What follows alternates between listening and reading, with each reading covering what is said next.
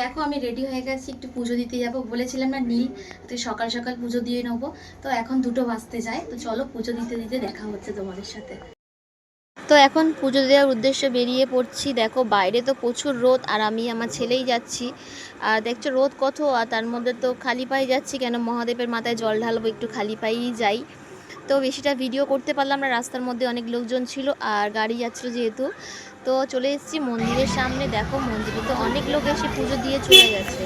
ভাবছিলাম যে খালি হবে, কিন্তু দুপুর 2টো বাজে। তো আমি একটু ওয়েট করলাম, ভাবলাম দাঁড়ালে একটু হয়তো লোক খালি হলে পুজো দেবো। তারপর দেখলাম যে না, ভিড় তো আরও বাড়ছে। তো আমি তো সব গুছিয়ে নিয়ে এসেছিলাম, তো একটু ঘি মধুটা ভালো করে দিয়ে নিয়ে আর মহাদেবের মাথায় জলটা আমি ঢেলে নিলাম। তো পিছনে তো অনেক লোক দাঁড়িয়ে গেছে, আর বেশ ভালো করেই পুজো দিলাম, মহাদেবকে স্নান করালাম। আর তারপরে ফল নিয়ে গেছিলাম, আর বেশ ভালোই লোক সকাল সকাল পুজো দিয়েছে দেখো বন্ধুরা।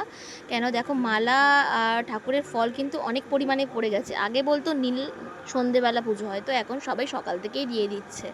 তা আমি তো দুপুর 2টোয় গেছিলাম, তো মোটামুটি ভালোভাবেই পুজোটা দিয়ে নিলাম। আর আমার ছেলে দাঁড়িয়েছিল, ভিডিওটা করছিল, অনেক জোরজবস্তি করে একটু ভিডিওটা করালাম। তো বেশ ভালোই পুজোটা দিলাম। আর এদিকে যেহেতু এতটা গরম পড়েছে আর শরীরটাও খারাপ করছিল, ভাবছিলাম কখন পুজো দিয়ে আসবো আর একটুখানি জল খাবো। তো হয়ে গেল পুজো, ভালোই পুজোটা দেওয়া হলো।